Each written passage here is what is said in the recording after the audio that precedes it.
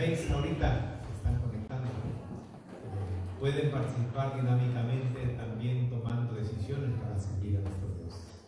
Bendiciones. Listo, pastor, que Dios le bendiga.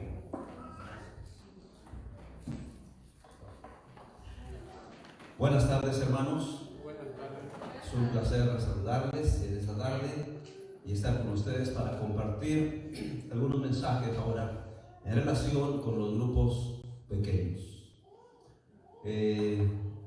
Humildemente, para la gloria de Dios, considero que el Señor me fue preparando a lo largo de mi ministerio para instruir a la iglesia en México y en otros lugares donde me han invitado respecto al trabajo de los grupos pequeños.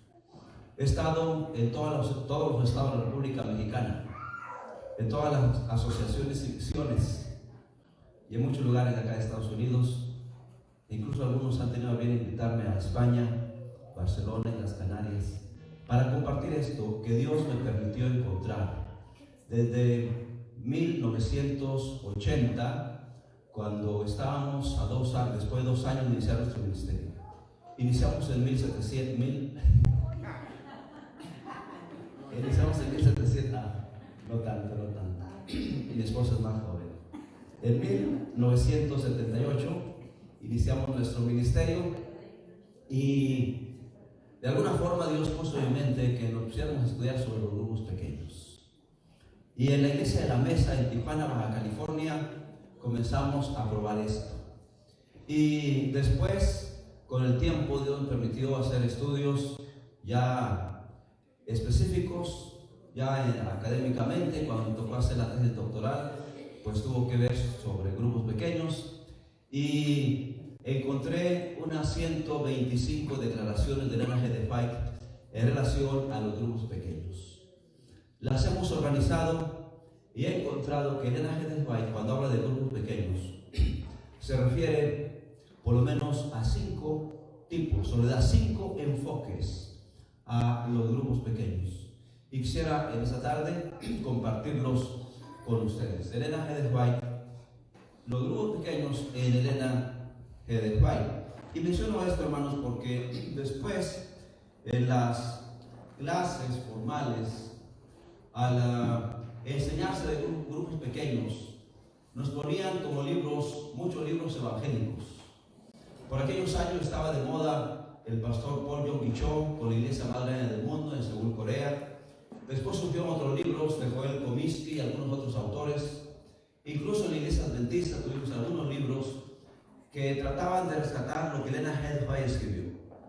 Y yo procuré limitarme únicamente a lo que Elena G. de White nos presenta. Y en el libro que mi esposa y yo escribimos, porque quiero decirles que entre ella y yo lo escribimos, ella me ayudó mucho en la redacción. Y recuerdo que cuando lo estábamos escribiendo, redactando, dándole forma, pensábamos, ojalá que esto pronto llegue al campo y sea leído para que la iglesia pueda entender lo que realmente Elena G. de White nos dice y no nos perdamos en tanta literatura evangélica. El grupo pequeño, primero, debe verse como un grupo pequeño de oración y estudio, pero también Elena G. de White ve el grupo pequeño como un equipo misionero y lo ve también como un equipo evangelístico y también como una pequeña congregación, una pequeña filial. Cuando ella habla de grupos pequeños, muchas veces se refiere a pequeñas filiales y también como una pequeña congregación, una pequeña compañía. También hay declaraciones sobre grupos pequeños que describen al grupo como una pequeña compañía que se reúne en sábado. En el primer caso, el grupo se reúne para orar y estudiar. Orar y estudiar. En el segundo caso, el grupo dirige o atiende estudios bíblicos. En el tercer caso, el grupo dirige una campaña evangelística en una casa particular. En el cuarto caso, el grupo comienza a reunirse el sábado para tener un estudio de la escuela sabática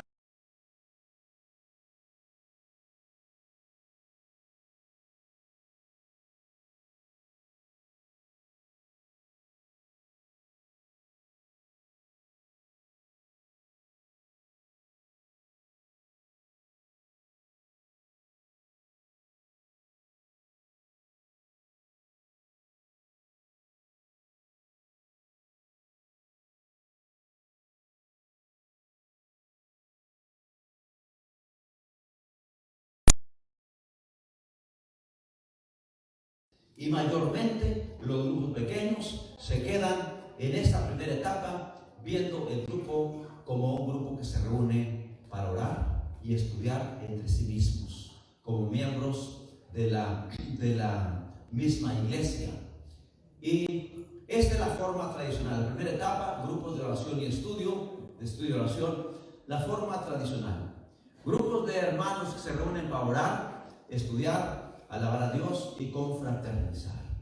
Pero solo hay una declaración, y es esta: reúnanse pequeños grupos por la tarde, al mediodía o de mañana temprano para estudiar la Biblia.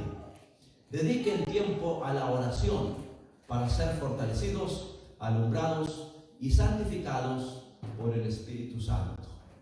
Esto está en Testimonios para la Iglesia, tomo 7, página 195, y después apareció en el matinal En Lugares Celestiales, página 94. Es la única declaración en la cual ella dice que los grupos se reúnan para orar y estudiar la Biblia. Y en todas las otras, al grupo lo ve como un equipo misionero, como un equipo evangelístico, como una pequeña filial o como un grupo pequeño ya organizado. Desafortunadamente, como iglesia, nos hemos quedado solo en este punto en la mayoría de los casos. Porque ha habido grupos pequeños que han seguido todo el proceso y que después de reunirse para orar y estudiar durante algunas 3-4 semanas, se constituyen en un equipo misionero y salen a buscar estudios bíblicos, a orar por las familias, a atender interesados, a ofrecer servicios a la comunidad, como el enlace del país presenta. Y después, el grupo dirige una campaña evangelística. El líder del grupo se convierte en un evangelista y los miembros del grupo en quienes atienden a las visitas. Hay grupos que siguen ese proceso. Apenas estuve en Mexicali con un programa parecido a esto, y al terminar todo el programa, el pastor me dijo: este hermano ha seguido todo el proceso con su grupo pequeño y estamos por organizar una nueva congregación de lo que fue su grupo pequeño hace un año que inició. Algunos han seguido el proceso. Esta es la primera etapa. En ocasiones hay algunas visitas, no hay mucho énfasis evangelístico y hay poco avance misionero. Generalmente en México acostumbran reunirse los miércoles por la noche. Los miembros del grupo pueden invitar interesados. Muchas veces no hay y los hermanos se reúnen solos. Y entre ellos, puros miembros de Iglesia Adventista se ponen a conversar, a estudiar la Biblia, a orar. Y yo me pregunto, ¿a quién pues van a evangelizar si todos son adventistas? Me hace recordar un meme gracioso que hicieron de los testigos de Jehová, que llegan a una casa y tocan, y entonces el que está dentro pregunta: ¿qué quieren? Dice uno: queremos platicar. Por supuesto, platicar del evangelio con la gente nueva. Y la persona que está dentro de la casa pregunta: ¿cuántos son? Somos 3, dice el que está afuera. Somos 3. Y dice: platiquen entre ustedes. Y si queremos platicar, pues platiquen entre ustedes. Pero saben, aunque no es una broma, por supuesto, ¿cuántas veces como grupos platicamos entre nosotros? Nos reunimos puros adventistas. Y yo he dicho, es como si un grupo de colportores se reúnen según para colportar, pero todos son colportores. ¿A quién le van a levantar el pecho? Nosotros todos somos misioneros. Y si solo nos reunimos entre nosotros mismos, ¿a quién vamos a evangelizar? Lo he ilustrado con algunas señoras que allá en México vendían esas vasijitas de plástico que llaman Tupperware. ¿Las conocen? Había promotoras de Tupperware que iban a las casas y le decían al ama de casa: ¿podrías reunirme aquí en tu casa a unas 10 señoras? Y yo vengo y promuevo los productos y aquí te doy este conjunto de vasijitas. Y entonces imaginen ustedes que la señora de la casa reúne a 10 más y llega la la promotora de Tupperware ya está entusiasmada, mostrando que esto cierra herméticamente, que aquí puede meter cosas antifricadores, aún en el micro, explicando. Pero sucede que todas las reunidas son promotoras de Tupperware. ¿Quién le va a comprar? Lo mismo ocurre cuando en grupos pequeños nos reunimos solamente puros adventistas. Nos quedamos solo en esta primera etapa: alabanza, oración, estudio de la Biblia, confraternización. Tiene su utilidad, por supuesto. Por eso Elena G. de White recomendó que hubiera estos grupos de oración y estudio. Pero no podemos quedarnos solo en la primera etapa. Necesitamos pasar a la segunda. Después de unas 4 semanas o unas 4 reuniones entre nosotros para confraternizar, para orar, para estudiar, es necesario pasar a la siguiente etapa. Ahora el grupo se convierte en un equipo de trabajo misionero. Grupos de hermanos se organizan para evangelizar, escogen un territorio, siguen un plan de trabajo y tienen como meta formar una nueva congregación. Ahora el grupo sale de sus 4 paredes. Ahora el grupo se divide en parejas.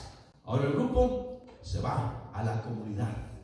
Porque como hemos dicho, somos luz. ¿Qué? ¿Vosotros sois la luz de qué? Del mundo. El Señor nos calificó como la luz del mundo, no como la luz del templo, ni de nuestra casa solamente. Si somos la luz del mundo, vamos pues a salir al mundo para iluminar el mundo. Porque todos somos luz, pero solo nos limitamos a reunirnos entre nosotros mismos, que hacemos más que encandilarnos unos a otros. Como luz del mundo necesitamos esparcirnos. Ahora dice, hay en cada iglesia grupos bien organizados de obreros que trabajen en el vecindario de la misma. ¿Que qué? Que trabajen. Organícense nuestras iglesias en grupos, ¿para qué? Para servir. Ya habló, sí, reúnanse para orar y estudiar, pero ahora dice para servir y para trabajar por otros. Y hay una cita aquí que ya entre semana veíamos, donde ella en forma clara indica qué van a hacer los niños pequeños. Vamos a leerla todos juntos otra vez, ¿de acuerdo? 1, 2, 3. Salgan.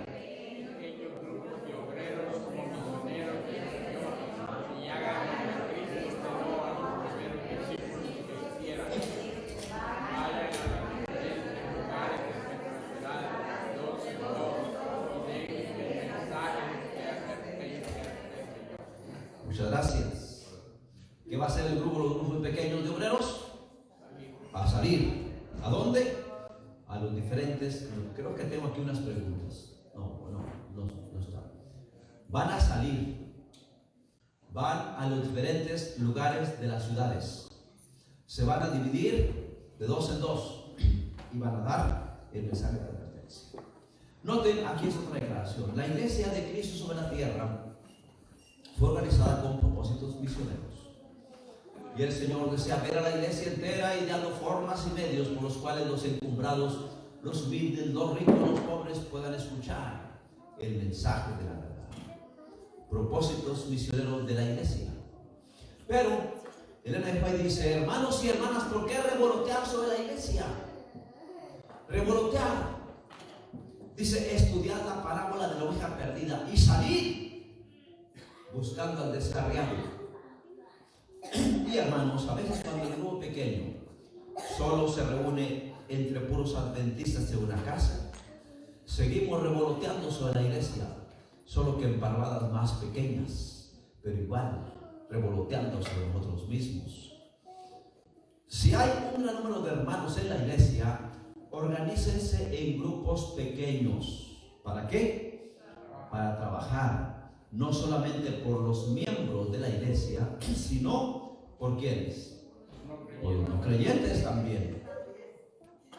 Y mis hermanos, toda iglesia que tiene más de 20 miembros debiera organizarse en grupos para trabajar también por los no creyentes. En esta segunda etapa, el grupo busca intereses, visitando los hogares, haciendo servicios comunitarios, impartiendo estudios bíblicos por parejas. Cada pareja puede atender 2 estudios bíblicos. Y saben, en la iglesia de la mesa nos pusimos a estudiar el libro Servicio Cristiano con la guía de estudio. Aquí también se llama mesa, ¿no? Allá era la mesa en Tijuana, Baja California. ¿Alguien conoce por allá? La iglesia de la mesa en Tijuana. Oh, ustedes la conocen. Bueno, allá por el 82, 83, 81, por ahí, formamos 10 grupos. Pero, como lo hicimos guiados por el Espíritu de Profecía, porque estudiamos el libro Servicio Cristiano durante 3 meses, 2 o 3 meses estudiando el libro Servicio Cristiano con la guía de estudio, llega un punto cuando uno de los ancianos me dice: bueno, pastor, ¿y esto que estamos estudiando es solamente para que lo sepamos o para que lo hagamos? Porque llegamos a un punto en la guía de estudio donde pregunta: ¿cuáles son las 3 características de los grupos que deben formarse en cada iglesia? Y entonces da una página del libro de Servicio Cristiano: pequeños, bien organizados y bien disciplinados. Luego otra pregunta: ¿cuáles son las actividades o cuál es el propósito por los cuales los grupos pequeños deben organizarse? Otra cita, Servicio Cristiano, página 92, para trabajar, para servir. En fin, fuimos avanzando con eso y llegó el punto cuando la misma iglesia me preguntó: ¿y cuándo vamos a implementar esto? Le dije a los ancianos: muy bien, hermanos, vamos a citar a la junta directiva. Y nos reunimos en la junta directiva de la iglesia con base en estas declaraciones y dijimos: ¿cómo vamos a empezar? Dijo un hermano: ¿por qué no comenzamos nombrando los líderes de los grupos pequeños? Muy bien, nombramos 10 líderes respaldados por la junta, con el nombramiento de la junta directiva. Y luego dijeron: bueno, ahora pasó, ¿por qué no usted se reúne con los líderes y ve a dónde, a qué lugar, a qué zona, a qué colonia esos líderes llevarán a los que se agrupen con ellos como líderes de grupos pequeños? Me reuní con los 10 líderes y entonces les pregunté: hermanos, la junta los ha nombrado como líderes para grupos pequeños. Todavía no tenían grupo, pero ya estaban nombrados. Algunos eran ancianos de iglesia, algunos eran maestros de escuela sabática, otros un diácono, otros no tenían ningún cargo, pero en fin, nombrados como líderes de grupos pequeños. Y le pregunté a uno, digamos: a ver usted, hermano, recuerdo, hermano Roberto Reyes, tratamos de acordarme de alguno, hermano Roberto Reyes, ¿a dónde llevaría usted a quienes se agrupen con usted para formar su grupo pequeño? Dice: bueno, pues los llevo a tal colonia. Y estaba también allí Gabriel Velázquez, un pastor que después fue evangelista de la Unión, presidente de la misión de Sinaloa, ahora está de pastor en Mexicali. Dije: a ver tú, Gabriel, ¿a dónde llevarías a tu grupo? Él era uno de mis laicos en ese tiempo allí. Dije: yo lo llevaría a la colonia Reforma, porque allí tengo ya unos intereses y sería bueno para plantar una congregación allá. Ok, tú vas con tu grupo a la colonia Reforma. A ver, otro, estaba allí también una hermana, se llama Rita Domínguez. A ver, hermana Rita, ¿usted a dónde llevaría su grupo? Pues yo podría llevar a mi grupo a la colonia El Guaycura. Muy bien, y así fuimos. Y luego, usted, hermano, a donde usted me mande, pastor, usted dígame a dónde quiere. Y ya veíamos más o menos la zona. Bueno, ¿qué le parece si usted con su grupo va a trabajar a la colonia El Cañón del Sáenz? Y hermanos, cada líder supo a qué colonia llevaría a su grupo. Luego, al siguiente sábado por la mañana, en el culto di un breve mensaje y presenté a la iglesia como la junta directiva había nombrado ya 10 líderes. Les pedí que pasaran al frente. Pasaron todos. Y entonces les dije: por favor, hermanos, digan a qué lugar irán ustedes con su grupo para ver quién de los miembros de la iglesia se une con ustedes para fortalecer ese grupo y ese propósito. Cada uno se presentó y dijo: yo a los que trabajen conmigo iremos a tal parte, a los que van conmigo a tal parte. En fin, todos. Después que ellos se presentaron y dijeron su lugar de trabajo, me bajé de la plataforma y comencé con los que estaban en las primeras bancas. A ver, hermano, ¿con quién de ellos quiere usted ir? Se les queda mirando. No, yo voy con el hermano Roberto. Yo con el hermano Francisco. En fin, ok, colóquese bien y júntese con él. ¿Y usted, hermano, con quién se va a ir? Yo mejor me espero. Está bien, no hay problema. Y seguía con el otro. Y ya después dije: a ver, cada quien piense con quién se va a agrupar y fórmense el grupo. Para eso los hermanos se bajaron y formaron los grupitos dentro de los pasillos del templo. Luego les pedí que oraran, y entonces cada líder iba a decirle a los miembros de su grupo cuál sería el plan de acción. Y así fue como empezamos con el trabajo misionero. La tercera etapa, ya que el grupo estuvo atendiendo estudios bíblicos durante unos 4 meses, ahora el siguiente punto era que reunieran los intereses que todo el grupo tenía y tuvieran una campaña evangelística en alguna casa que buscaran en la misma zona donde estaban trabajando. Y hermanos, quiero decirles que yo no me preocupaba si el sábado por la tarde los hermanos tomaban su siesta. Que descansen, que reposen conforme al mandamiento. ¿Saben por qué? Porque cada pareja estaba atendiendo 2 estudios bíblicos. Uno lo atendían que martes de noche, otro que domingo de mañana, otros jueves de tarde, en fin. Si cada pareja de la iglesia entre semana está atendiendo 2 estudios bíblicos, ¿para qué los voy a citar el sábado? Vengan, hermanos, a la misionera. No, si ya están haciendo la entre semana. El sábado que reposen conforme al mandamiento, sacan a pasear a sus hijos, tomen su siesta y descansen tranquilos. Y era realmente sábados de mucha alegría y de descanso, pero la iglesia entre semana estaba atendiendo cada pareja del grupo 2 estudios bíblicos. Por lo tanto, cuando llega la campaña evangelística, el líder del grupo feliz tenía como 20, 25 visitas que ya habían recibido estudios bíblicos y que ahora venían para reafirmar el conocimiento de la doctrina cristiana a través de una serie de conferencias que duraba unas 6 semanas, predicando solo 3 noches por semana, porque la gente trabaja mucho. Allí en Tijuana las maquiladoras los absorben casi todo el día, o hermanos comprometidos con mucho trabajo. Dije, hermanos, por favor, no se angustien. Las campañas solamente ténganlas viernes, sábado, domingo. Viernes de noche, de por sí ya no deben estar trabajando. Viernes de noche, sábado de noche y domingo de noche. 3 noches por semana durante unos 5 o 6 fines de semana. Reúnan a la gente para tener la campaña evangelística. Y así los grupos se reúnen a casa invitando a vecinos, parientes y amigos y les comparten el evangelio. De estas citas, hay muchas citas que respaldan esta acción. Aquí está una. Invitad a vuestros vecinos a vuestra casa y leedles trozos de la preciosa Biblia y de los demás libros que explican sus verdades. Convidadlos a que se unan con vosotros en canto y oración. En estas pequeñas reuniones, Cristo mismo estará presente tal como lo prometió y su gracia tocará los corazones.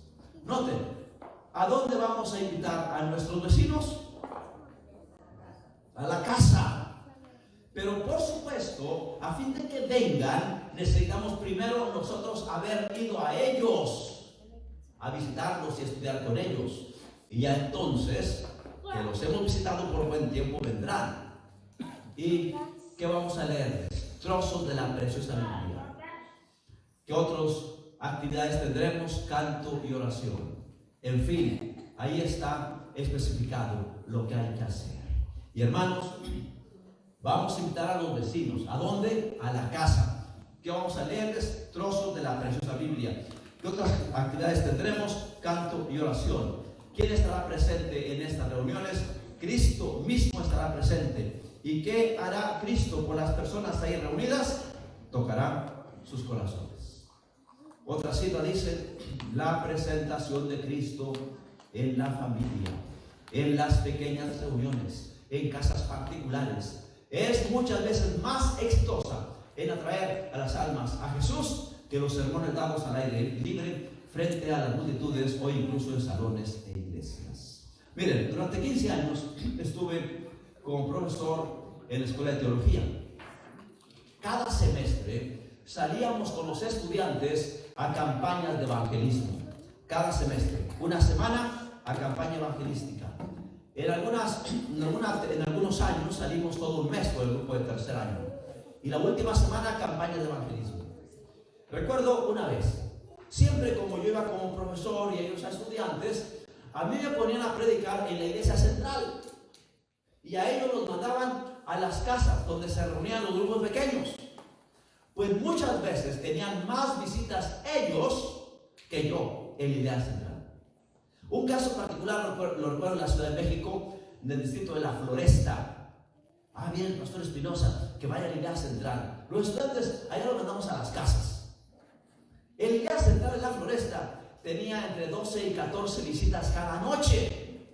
Y alguien me dijo, el estudiante que está en el grupo pequeño de no sé qué colonia, tiene como 40 visitas en su reunión. ¿Pero cómo? Pues sí. Así que una noche terminé temprano y me fui a donde está este muchacho. Cuando llegué, la calle estaba obstruida, invadida. Habían reunían seguro en una cochera, pero no cabían. Habían invadido la calle, habían puesto una lona y sillas allí. Tenía ciertamente como 40 visitas. Cuando llegué estaba terminando de predicar y después un canasto de pan y champurrado para compartir con todas las visitas y platicar con ellos. En la casa, más visitas que en el templo. Es que la gente va más fácil a una casa. Por eso el grupo pequeño, en su tercera etapa, va a tener una campaña evangelística en una casa particular. El grupo se convierte en un equipo evangelístico. Busca una casa para sus reuniones evangelísticas. Organizan las reuniones, días de reunión, horario, publicidad. El líder es el predicador y los miembros del grupo son sus colaboradores. Y luego viene la cuarta etapa. Hermanos, miren, permítanme contar un poco más de la experiencia que tuvimos allí en Tijuana, que después reproducimos en la Ciudad de México en muchos lugares. Pero recuerdo una hermana, precisamente la hermana Rita Domínguez. Me parece que en el libro yo narro esa experiencia así. Ahí narramos la experiencia en este libro Discipulado en Acción, que anunciamos, unos que lo adquirieron. Tenemos otros más allí, poquitos, pero si alguien lo quiere, sería útil. Miren, ahí narra la experiencia de la hermana Rita Domínguez, quien, cuando estaba en la campaña evangelística, ya tenían trabajado como unos 5 o 6 meses. Comenzaron buscando interesados. Un mes más o menos buscar interesados, luego atendiendo estudios bíblicos unos 4 meses y ahora estaban en la campaña evangelística. Pero los sábados nos reuníamos todos en el templo. Una vez en el templo me dijo, pastor, de los que están asistiendo a mi campaña evangelística de mi grupo pequeño, hay 10 personas ya listas para el bautismo. Y me dice, ¿qué vamos a hacer con estas 10 nuevas personas que se van a bautizar? Dice, ¿los traemos aquí a la iglesia madre? Y le dije, no, se nos echan a perder. Van a pensar que solo de reunirse y asistir a cultos. Dije, no, se nos echan a perder. ¿Qué hacemos entonces con ellos? Dije, mira hermano, si son 10 los nuevos que se van a bautizar y ustedes, el grupo, son como unos 12, ya son 22, comiencen a reunirse los sábados allá mismo en la colonia.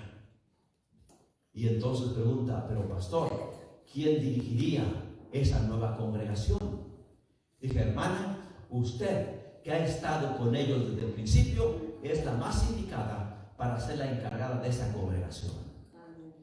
Y me dice, pero pastor, si yo aquí soy la directora de escuela sabática en la iglesia madre.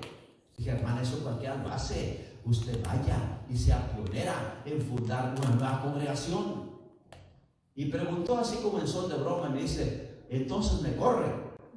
Y como vi que él no estaba como bromeando, le dije, pues en buen plan la corro. Y me agarró la palabra. Terminó su campaña evangelística y anunció a los que se iban a bautizar. Dice, después del bautismo, aquí nos reuniremos cada sábado. Y comenzó así la filial de lo que después fue una iglesia y después cabecera de distrito, que se conoce como el Guaycura. Nació una iglesia muy misionera que llevaron el evangelio a otros lugares por ahí como Cerro Colorado y no sé qué más, que están toda esa zona, que ahora hay como unas 7 u 8 distritos en esa región. Valió la pena abandonar la iglesia? Claro, surgieron muchas congregaciones con el tiempo. Esta es la cuarta etapa ahora. El grupo se establece de forma permanente como una filial o una nueva escuela sabática. Organizan programas regulares para edificación interna y llevan a cabo un programa misionero. Y hay citas que respaldan también esta etapa. En muchos lugares pueden formarse grupos de observadores del sábado. Frecuentemente no serán grupos grandes, pero no hay que desatenderlos. No hay que dejarnos morir por falta de debido esfuerzo personal e instrucción. Noten, ahora el grupo se organiza como grupo de observadores del sábado. En los pequeños grupos reunidos para adorar a Dios. ¿Qué día? En su santo día. Ahora el grupo se reúne ¿en qué día? El sábado. ¿El santo día del Señor cuál es? No es martes ni miércoles, es sábado. Tienen derecho a pedir la rica bendición de Jehová. Deben creer que el Señor Jesús es un huésped honrado en sus asambleas. Grupos pequeños que después de trabajar y ganar 8 o 10 nuevos creyentes comienzan ya a reunirse allá en su propia zona para llevar el evangelio a otros que están más distantes del templo. En fin, otra más, los pequeños grupos de observadores del sábado son necesarios para mantener en alto la luz delante de sus vecinos, y se necesitan los niños en los hogares para poder ayudar a sus padres cuando terminan las horas de estudio. Ahora ya nos habla de grupos que incluyen los niños, familias enteras, 2, 3 familias formando un grupo pequeño que trabajaron en una zona y ahora ahí atienden a los interesados de esa nueva zona.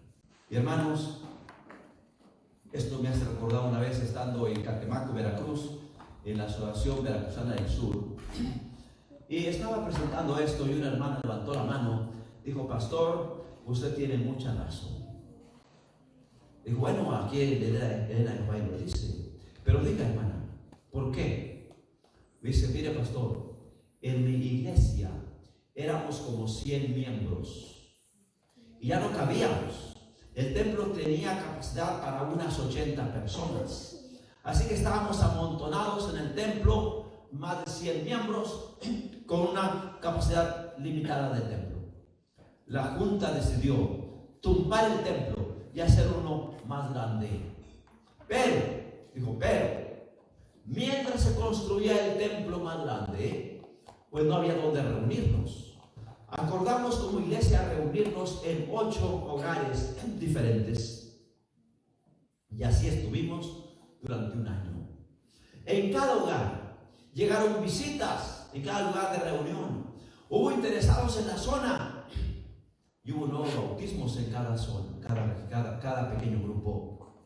Dice: desafortunadamente, después terminó de construirse el templo nuevo más grande y nos volvimos a meter todos al templo grande. Y muchos interesados que se habían convertido allá en las colonias, allá se quedaron, no podían venir al templo grande y se perdieron muchos de ellos. Dice: cometimos un error, ¿no? Definitivamente. Si hubieran continuado, ahora tendrían 8 iglesias. Pero el asunto es querer estar todos juntos. Eso nos afecta. Y hermanos, hay una regla: mientras más grande es la iglesia, menor es el porcentaje de participación misionera. Si una iglesia tiene, por decir, 35 o 40 miembros, la gran mayoría participa en la evangelización. Pero si la iglesia llega a 80 o 100, entonces baja. Si la iglesia llega a 300, el porcentaje de participación baja quizás a 10 o 15%. Y le digo a los pastores: entonces, ¿para qué queremos iglesias grandes? ¿Para que haya más espectadores ociosos, como dice la Ana de Guay? Claro, no tiene caso. Muy bien, después, bueno, en la quinta etapa se reúnen regularmente los sábados. Cuarta, estudian la lección de escuela sabática, tienen algún otro tema bíblico, oran los unos por los otros, comen juntos y mantienen un programa misionero. Luego viene la quinta etapa. Ahora, el grupo pequeño es una pequeña congregación, una escuela sabática organizada o una compañía, como dicen por acá.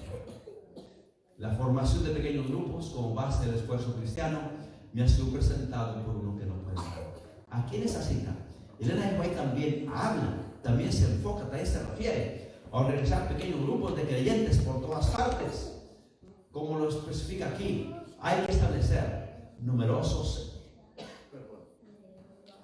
centros pequeños en lugar de pocos lugares. Numerosos centros pequeños en lugar de pocos lugares. Y aquí está. Si podemos hacer arreglos para que haya grupos organizados, regulares, inteligentemente instruidos en lo que atañe a la parte que deben realizar como siervos del Maestro, nuestras iglesias tendrán una vida y vitalidad que hace mucho que necesitaban. Así que grupos organizados, regulares, inteligentemente instruidos, harán que haya iglesias vivas y activas. Quiera el Señor bendecir a los hermanos esparcidos y solitarios y hacerlos eficientes obreros para Él. Hermanos, no os olvidéis las necesidades de estas compañías pequeñas y aisladas. Se hallará que Cristo es un huésped honrado en esas pequeñas reuniones. Cuando el grupo pequeño comienza a reunirse ya como una nueva congregación, Jesús será un huésped honrado en esas pequeñas reuniones. Aquí ya buscan un lugar permanente de reunión. Hay los programas regulares del sábado. Se nombran los dirigentes necesarios. Debe haber atención para jóvenes y niños. Hay un programa también de mayordomía, un programa permanente de evangelización y confraternización, comiendo juntos cada sábado. Esto debe mantenerse. Y en las iglesias pequeñas se puede hacer como lo hicimos hoy en la mañana en la iglesia donde estuvimos. Entonces, ¿cuál es el proceso que debieran seguir los grupos pequeños? Primero, grupos de oración y estudio. 3-4 semanas, máximo pues un mes. Luego, el grupo ahora, un equipo misionero por parejas, atendiendo estudios bíblicos. Luego, el grupo se convierte en un equipo evangelístico, campañas de grupos pequeños en casas particulares. Y luego el grupo comienza a reunirse como una pequeña filial. Y por último se organiza como una nueva congregación. Cuando ha crecido, el ciclo se repite y la pequeña congregación de iglesias en casas vuelve al primer punto otra vez para seguir multiplicándonos hasta iluminar la tierra con la gloria de Dios. ¿Es claro el proceso, mis hermanos? ¿O necesitamos más explicación? ¿Cuántos tienen claro el proceso de los grupos pequeños? Alabamos al Señor. Ahí están las 5 etapas que deberán seguir los grupos pequeños. Elena G. White dice que debe haber una reorganización. Debe producirse un reavivamiento y una reforma por el ministerio del Espíritu Santo. El reavivamiento y la reforma son dos cosas diferentes. Reavivamiento significa una renovación de la vida espiritual, un avivamiento de las facultades de la mente y del corazón y una resurrección de la muerte espiritual. Y reforma significa una reorganización, un cambio en ideas y teorías y un cambio en hábitos y prácticas. El reavivamiento y la reforma han de hacer su obra sin nada y al hacerlo deben fusionarse. La reforma incluye el que trabajemos en grupos pequeños y Elena G. White nos ha dado todo el proceso. Este primer año que trabajamos en la iglesia de la mesa con esos 10 grupos pequeños, una iglesia o un distrito que bautizaba entre 40 y 45 por año, ese año bautizamos 120 por la gracia de Dios. Pero lo más importante fue que se formaron 3 nuevas congregaciones. Al siguiente año solo reestructuramos los grupos, reorganizamos, reubicamos algunos. Al siguiente año se usaron 112 personas más y surgieron otras 3 nuevas congregaciones. De modo que en cuestión de 2 años el distrito tuvo que dividirse. De ahí me llevaron a la Ciudad de México. 1983 para dirigir el departamento de actividades. Y la gente decía: no, aquí no se puede. Eso no ocurre allá en provincia, de donde tú vienes. Aquí en la capital es diferente, decía. Sin embargo, comenzamos a concientizar a la iglesia y a trabajar con la iglesia. Y mis queridos hermanos, a la vuelta de un año formamos más de 800 grupos pequeños con este plan de trabajo. Cuando llegamos a México había 18 distritos pastorales, 18 pastores atendiendo sus distritos. Cuando salimos después de 7 años había 32 distritos pastorales. La obra se había multiplicado por la gracia de Dios. Después salimos a la Unión a promover el plan en todo el territorio. Y ahora me decían: no, eso funciona allá en la capital de donde tú vienes. Aquí en provincia es diferente. ¿Dónde pues funciona? Mis hermanos, la limitación está en nuestra mente. Cuando abrimos nuestra mente al reavivamiento y la reforma, Dios actúa a través de nosotros. Y lo que Elena G. White escribió, no lo escribió para México ni solo para el tercer mundo, lo escribió primeramente para aquí Norteamérica. Pero hemos perdido la visión, nos hemos dejado de eso. Y hemos hecho grupos pequeños solo para reunirnos y estudiar y orar juntos.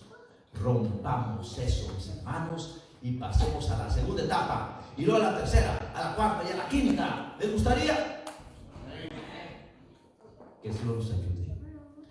En la siguiente presentación, después de un breve receso, veremos de forma específica el trabajo de los grupos pequeños para la preparación de las campañas de evangelismo pastoral, y contar algunas experiencias que he tenido al respecto. Gracias, pastor. Vamos a colocarnos de pie, vamos a hacer un poco de